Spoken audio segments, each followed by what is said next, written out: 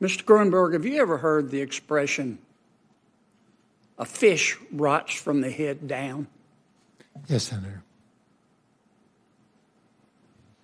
I understand I listened carefully to your testimony. Do I understand you to assert that you believe you're the person to clean up the FDIC? I do, Senator. Do you also believe that Elvis is alive? Not to my knowledge, Senator. Do you also believe in Bigfoot? No, sir. Have you read this report? Yes, sir.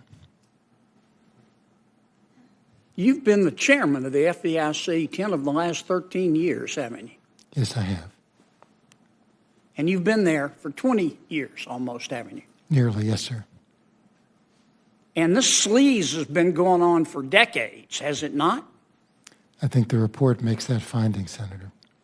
Did you read the part of the report where one of your supervisors described one of your young female employees as being, quote, like a grizzly bear with tits, close quote? I've read the report, Senator. Did you read the part of the report where one of your supervisors asked a young female employee, quote, does your husband eat you? Did you read that? I have read the report, Senator. Did you read the part of the report where one young employee said her supervisor sent her a text? You know what the text said? Quote, get naked, bitch. Did you read that? Yes, sir. Did you read the part of the report where one of your supervisors turned to one of your Hispanic employees and asked him to recite the Pledge of Allegiance to prove that he is an American? Did you read that? I read it, sir.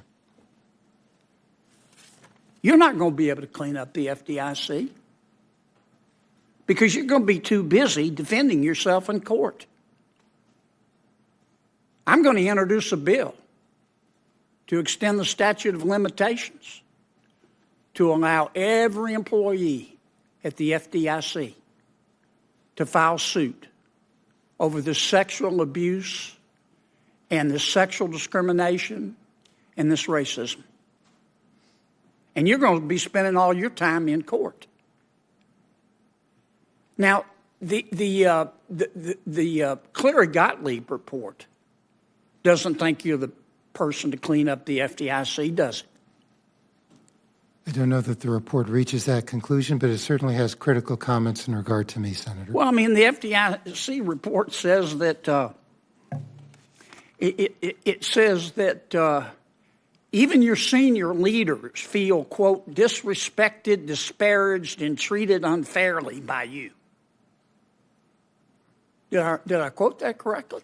Yeah, I have read the report, Senator. And the Cleary Gottlieb report, it goes on to say that your long tenure and reputation for losing your temper and bullying people, quote, presents unique challenges, close quote, for you to change the agency. Did you read that part? I have read it, Senator. And the Cleary Gottlieb report also says it questions whether you have the, quote, moral authority to do so.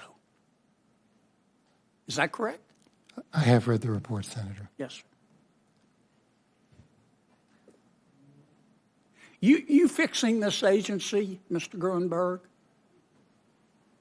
is like asking Alec Baldwin to conduct a course in gun safety.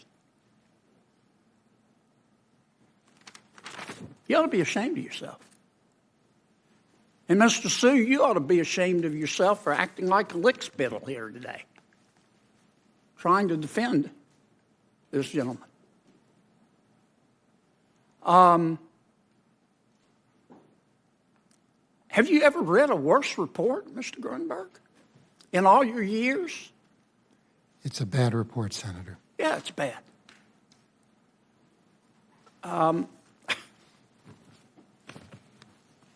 Look, I could go through this report. I'm embarrassed to have to even read some of these allegations. These folks on the first row behind you, are they FDIC employees? Some of them are, Senator, yes. Would you like to turn around and apologize to the female employees sitting behind you at the FDIC?